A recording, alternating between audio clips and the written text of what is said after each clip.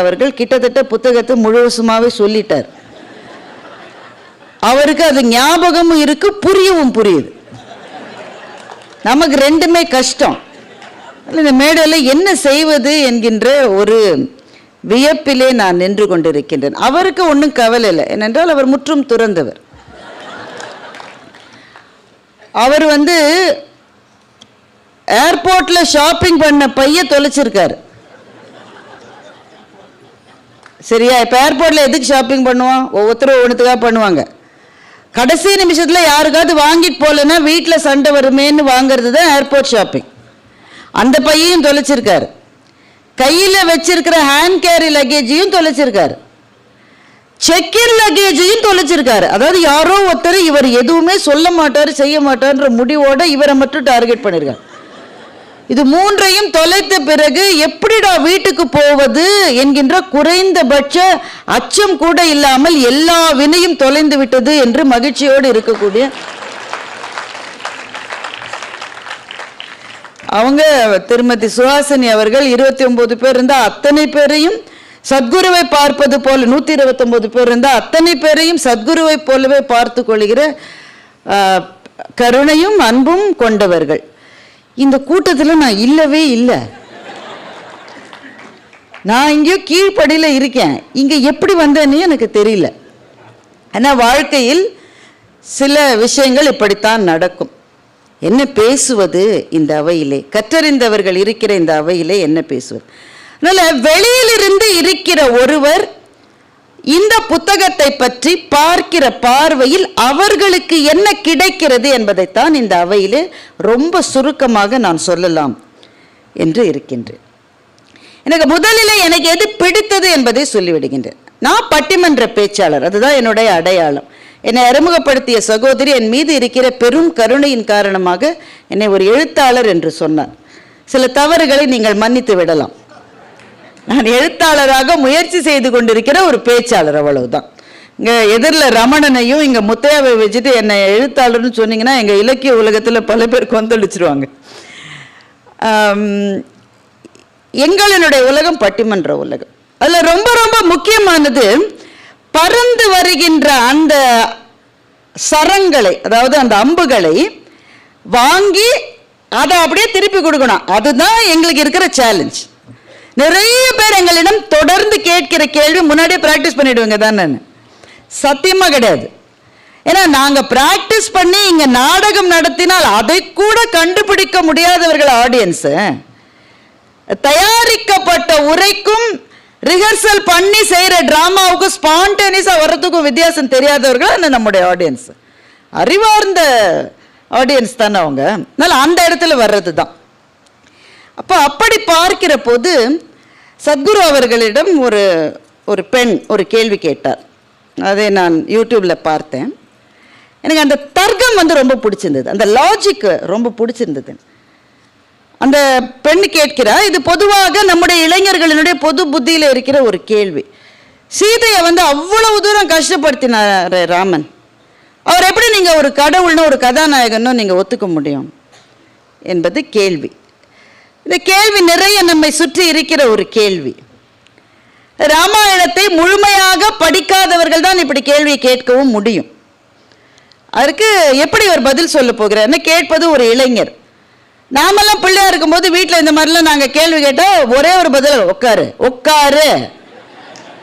கேட்குற நீ குன்றும், அதுதான் பதில். இப்போ இளைஞர்கள் இந்த கேள்வியை கேட்பது ரொம்ப நமக்கு தேவை. ஏனென்றால் ஒரு சபையிலே எழுந்து ஒரு கேள்வியை கேட்கிறவன் அந்த நேரத்தில் முட்டாள். அந்த கேள்வியை கேட்காதவன் வாழ்நாள் எல்லாம் முட்டாள் என்று ஒரு சீன பழமொழி சொல்லுகிறது. அப்போ அந்த குழந்தை கேட்டாச்சு, அது குழந்தை தான் எனக்கு சொல்ல வருது. அது காலேஜில் படிக்கிற ஒரு ஸ்டூடெண்ட்டுன்னு நினைக்கிறேன். அதுக்கு ஒரே சந்தோஷம், எப்படி மாட்டிக்கிட்டேன் பார்த்தியா, மாட்டிக்கினியா அந்த ரேஞ்சில் கேட்குது அந்த குழந்தை. அவர் ரொம்ப சிரிப்பை அகற்றாமல் அவர் என்ன பதில் சொன்னார் என்றால், சீதையை ராவணன் தூக்கிட்டு போனது அந்த தண்டகாரண்யம் எங்கே இருக்குது? பீகாரில் இருக்குது. எங்கே கொண்டு போய் அவருக்கு புஷ்பக விமானம் இருந்தது, கொண்டு போய் இலங்கையில் வச்சுட்டார். பீகார்லேருந்து இப்போ suppose you are married tomorrow and somebody has abducted you, wouldn't you expect your husband to come and at least make an attempt to save you? இவ்வளவு தூரம் நடந்து வந்து அவளுக்காக அந்த கணவன் காதலாகி கசிந்து கண்ணீர் மல்க, கம்பராமாயணத்தில் பெரும்பாலான பாடல்கள் ராமனுடைய காதலை சொல்லுகிற பாடல்கள். ராமனுடைய பெருங்காதல் தான் கம்பராமாயணத்தில் மிக அதிகமாக பேசப்படுகிறது. நம்ம அதை படிக்காததுனால நமக்கு என்ன இம்ப்ரெஷன் வருதுனாக்க, சீதை ராமன் கஷ்டப்படுத்திட்டான், அப்புறம் எப்படி நல்ல தலைவர். அதற்கு சிரிச்சுட்டு நல்ல பதில் சொன்னார். அவ்வளவு தூரம் ஒரு கணவன் உன் தேடி வந்தா பாப்பா உனக்கு வந்து அது மகிழ்ச்சியா இருக்காதா? அவனுடைய கணவனே அப்படி வர வச்சுக்கோ, உனக்கு மகிழ்ச்சியா இருக்காதான்னு கேட்டினா அந்த பொண்ணுக்கு என்ன பதில் சொல்றதுன்னே தெரியல. எனக்கு இதுதான் வந்து முதல் அறிமுகம். எனக்கு என்னை கவர்ந்தது அந்த லாஜிக் தான். அவர் கடவுள், அவர் என்ன செய்தாலும் சரி, அந்த மாதிரியான பதில்கள் இல்லாமல் அது எது அந்த இடத்திலே மிகச்சரியான தர்க்கவாதமோ அதை வைத்து அந்த இளம் பெண்ணுக்கு அவர் பதில் சொன்னது ஒரு பட்டிமன்ற பேச்சாளராக என்னை மிகவும் கவர்ந்தது. நம்முடைய இந்து சமயத்துக்கு 6 தரிசனங்கள் உண்டு என்று சொல்லுவார்கள். சாங்கியம், யோகம், வைசேஷிகம், நியாயம், பூர்வ மீமாம்சம், உத்தர மீமாம்சம் என்ற 6 தரிசனங்கள் இந்து சமயத்துக்கு உண்டு. இந்த மதத்துக்கு கரிக்குலமே கிடையாது, இதுக்கு டெக்ஸ்டே கிடையாதுன்றவங்களுக்கு நாம் சொல்ல வேண்டிய பதிலே இதுதான். 6 தரிசனங்கள் உண்டு. இதுல ஒரு முறை வந்து வெறும் சம்பிரதாயங்களை சொல்லுவது, இன்னொரு முறை எதுவுமே சம்பிரதாயமே தேவையில்லை என்று சொல்லுவது. இந்த ஃபுல் ஸ்பெக்ட்ரம் இருக்கு இதுல.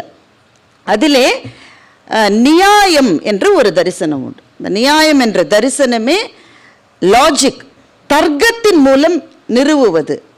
அப்போ நமக்கு எதிர்கருத்து கொண்டிருப்பவர்களை வெறுப்பதனால் அல்ல, அவர்களை சபையிலே வைத்து அவமானப்படுத்துவதனால் அல்ல, மறைவிலே நின்று தன்னுடைய பெயரையும் ஐடென்டிட்டியையும் மறைச்சுக்கிட்டு அவங்கள பத்தி தவறான செய்திகளை போடுவதனால் அல்ல, அந்த தர்க்கத்தை நேருக்கு நேர் நின்று தர்க்கவாதமாக அதற்கு பதில் சொல்லி அந்த இடத்தில் தன்னுடைய கருத்தை நிறுவுவதுதான் இன்றைக்கு நம்முடைய இளைஞர்களுக்கு ரொம்ப தேவையாக இருக்கிறது என்று நான் நினைக்கின்றேன்.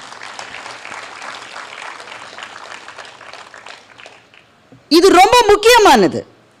நமக்கு இன்னைக்கு இருக்கிற பிரச்சனை என்னவென்றால், நம்முடைய குழந்தைகள் நம்மை பார்த்து நம்முடைய தத்துவங்களை பற்றி அல்லது நம்முடைய நம்பிக்கைகளை பற்றி, நம்முடைய மண்ணினுடைய தர்மங்களை பற்றி கேள்விகள் கேட்கிற போது பெரும்பாலும் நம்முடைய பதில் சும்மாரு, இதெல்லாம் கேட்கக்கூடாது என்பதாக இருக்கிறது. ஏன் அப்படி பதில் சொல்றோம்?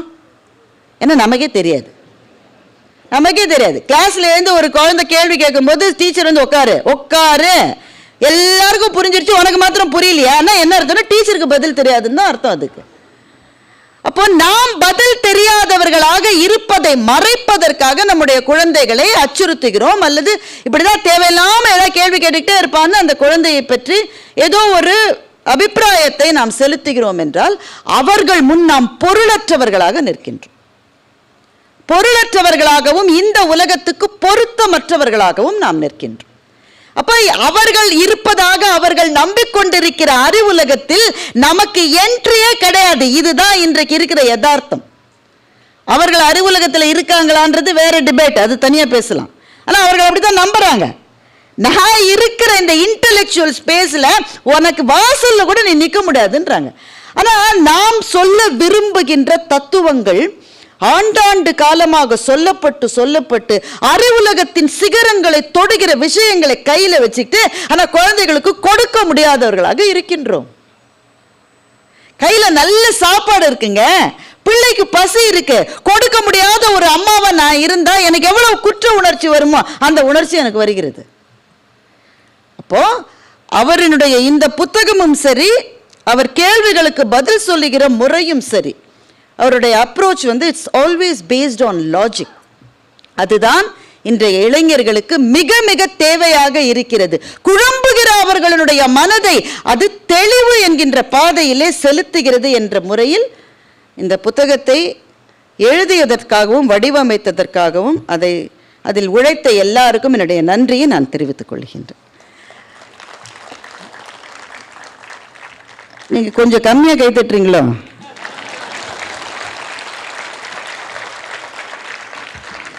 இல்லை, ஏன்னா எனக்கு கை தட்டுறதுக்காக நான் சொல்லலை. இதை முதல்லங்க தமிழ் பெருவழியில் வருகிற புத்தகங்களை பற்றி ஓரளவு எனக்கு தெரியும் என்ற முறையில் நான் சொல்லுகிறேன்.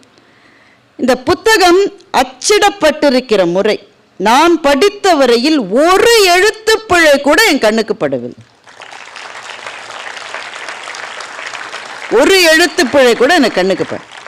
இப்போ படிப்பதற்கு எளிதாக, எடுத்து செல்லுவதற்கு எளிதாக இப்படிப்பட்ட புத்தகங்களை கலை நேர்த்தியோடு உருவாக்கி இருப்பதற்கு அதில் உழைத்த அத்தனை பேருக்கும் என்னுடைய பாராட்டுதல்களை நான் தெரிவித்துக் கொள்கிறேன். ஏன்னா பாட்டெழுதி பேர் வாங்குபவர்கள் சில பேர், குற்றம் கண்டுபிடித்தே பேர் வாங்குபவர்கள் சில பேர் இல்லையா? நாங்கள்லாம் ரெண்டாவது. ஒரு புத்தகத்தை எடுத்த உடனே அதில் இருக்கிற அந்த அச்சு பிழை, அந்த இந்த பிழை, அப்புறமா இந்தந்த பிழைகள் இருக்குன்னு அவங்களே கீழே போட்டிருப்பாங்க. 29ஆம் பக்கத்தில் ஈத்து இச்சு இல்லைன்னு அவங்களே போட்டிருப்பாங்க.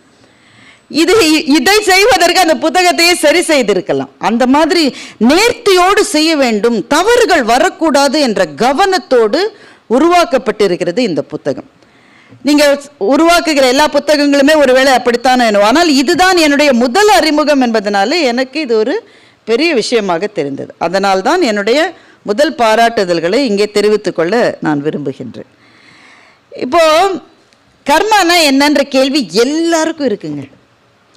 என்ன இன்ட்ரெஸ்டிங்கான விஷயம் பார்த்தீங்களா? இந்த கர்மா என்பது நம்முடைய நாட்டிலிருந்து புறப்பட்ட ஒரு சொல், ஒரு வடமொழி சொல். இன்றைக்கு இது எல்லா ஆங்கில டிக்ஷனரிஸ்லையும் இந்த சொல் இருக்கு. இன்னைக்கு உலகம் முழுவதும் இந்த சொல் இருக்கிறது. என்னுடைய American boss why did this happen என்று சில சமயம் அவரிடம் நான் கேட்டால், this is our karma என்று பதில் சொல்லுகிறார். என்னையா தெரியும் உனக்கு? எனக்கே தெரியாதியா? ஆனால் இந்த சொல் இன்றைக்கு உலகம் முழுக்க இருக்கிற சொல்.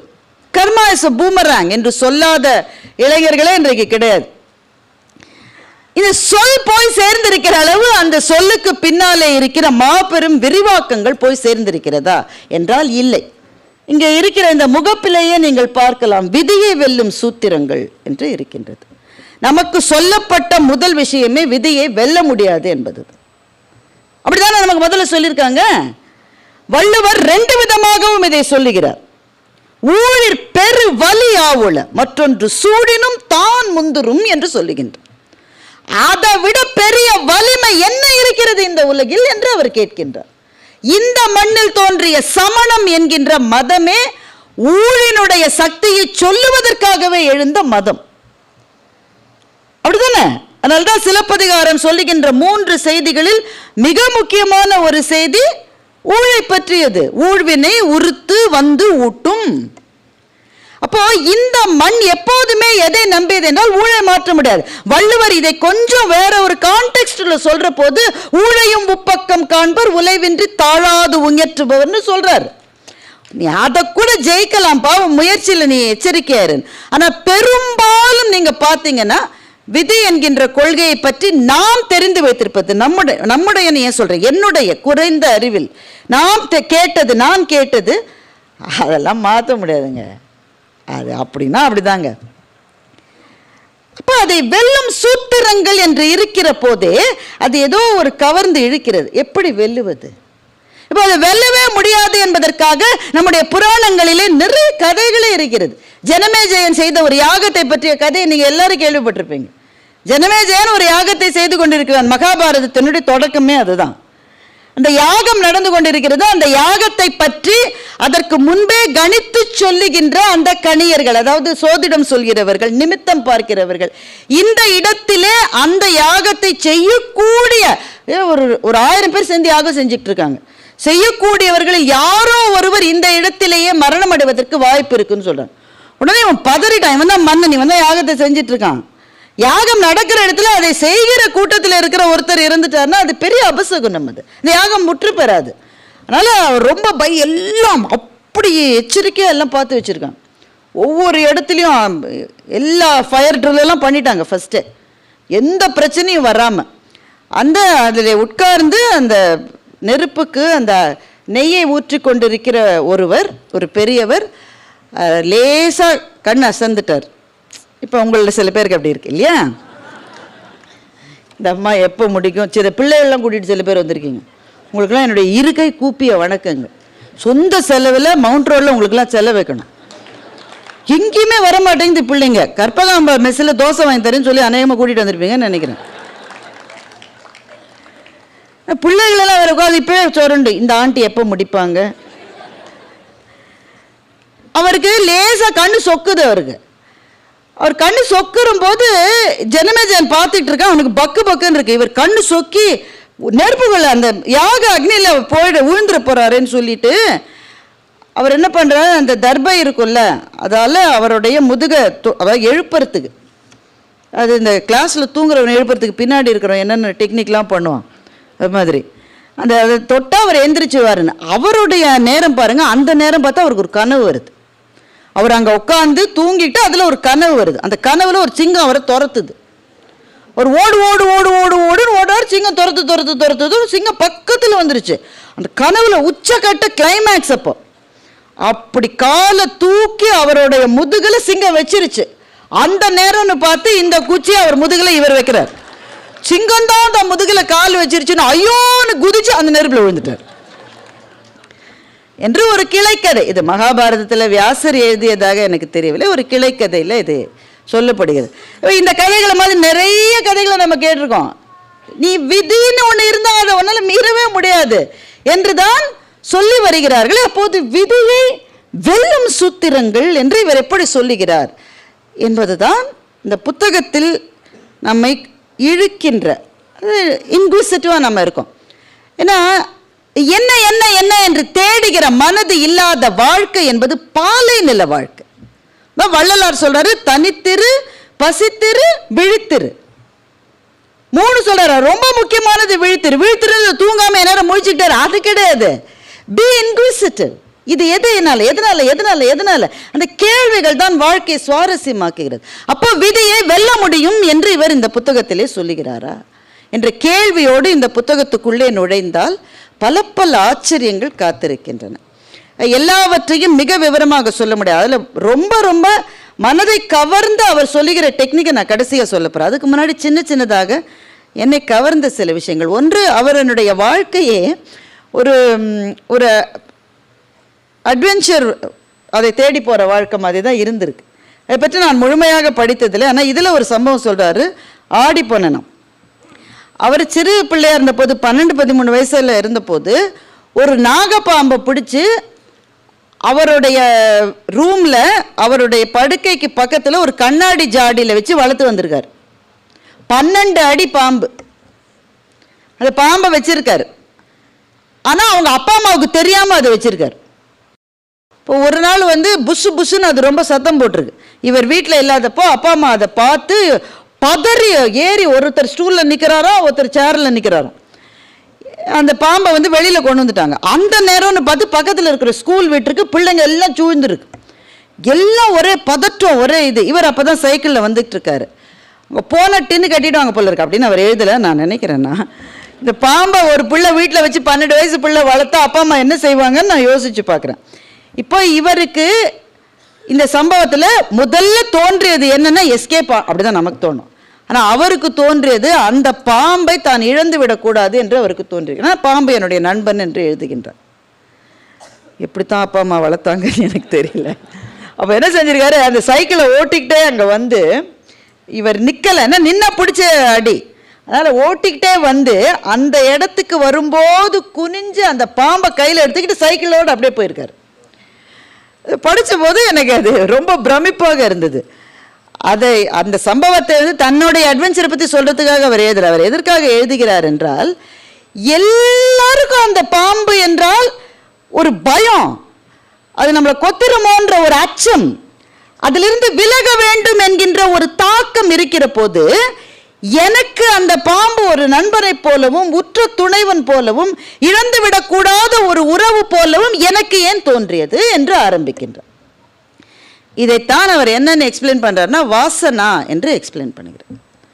ஒரு வாசனை இருக்கிறது. வாசனைனா நறுமணம் கெடுமணம் அந்த வாசனை இல்லை, அரோமா பேட் ஓடர் அது கிடையாது. வாசனை என்பது இந்த உலகத்தில் நாம் செய்கிற ஒவ்வொரு செயல்களுக்கும் ஏதோ நம்மை சுற்றி ஒரு இம்ப்ரெஷனை நாம விட்டுட்டு போறோம்னு அவர் சொல்றார். நம்மை சுற்றிய ஒரு பதிவு இருக்கிறது. நாம் சொல்லுகிற ஒவ்வொரு வார்த்தைக்கும் அந்த பதிவு இருக்கிறது. நாம் எண்ணுகிற ஒவ்வொரு முத்தையா ரொம்ப அழகாக சொன்னார். 4 கொலை பண்ணவனை விட 5வது பண்ணணும்னு நினைச்சவனுக்கு வினை அதிகமாயிருதுன்னு ரொம்ப அழகாக சொன்னார். அதை அப்போல்லாம் நம்முடைய வினையை நினைச்சு பார்த்தா பயமா இல்லை நமக்கு? இந்த மாதிரி அதிர்ச்சிகரமான விஷயங்களை மேடையில் சொல்லாதீர்கள் முத்தையா. நாங்க ஈபி கோல அதுக்கு தண்டனை இல்லை, அந்த ரேஞ்சில் நாங்க சந்தோஷமா இருக்கோம். நாங்க இப்ப எல்லாத்துக்குமே பதிவு இருக்கு. நாம அவர் என்ன சொல்றாரு தெரியுமா? கர்மனா என்னன்ற கேள்விக்கு அவர் என்ன பதில் சொல்லுகிறார் என்றார், it is too complex. It's too complex. அதுல எத்தனை எத்தனை பிறவிகளினுடைய படிமங்கள் அதுல இருக்கிறது. அதுதான் உன்னுடைய வாசனை. நீ விட்டு போறது, நீ பேசினது, நீ சொன்னது, நீ செஞ்சது, நீ செய்யாதது, செய்தக்க அல்ல செய்யக்கெடும், செய்தக்க செய்யாமையானும் கெடும்னு வள்ளுவர் சொன்னார். நான் ஒன்று செய்யவே இல்லைப்பா, நான் சும்மாவே இருக்கேன், எனக்கு ஒரு வினையும் கிடையாதுன்னு ஒரு ஆள் சொன்னா அவன் முட்டாளாம். ஏன்னா செய்ய வேண்டிய வேலைகளை செய்யாமல் இருப்பதும் கூட அவனுடைய கர்மாவுக்கு லிஸ்ட்டை ஏற்றிடும். செய்ய சும்மா இருக்கேன், ஒண்ணுமே கிடையாது, அப்படியே இருக்கேன், என் பிறவி முடிஞ்சிருச்சுன்னா முடியாது. நீ செய்ய வேண்டிய வேலைகளை செய்யாமல் இருப்பன. many a time we are just observers.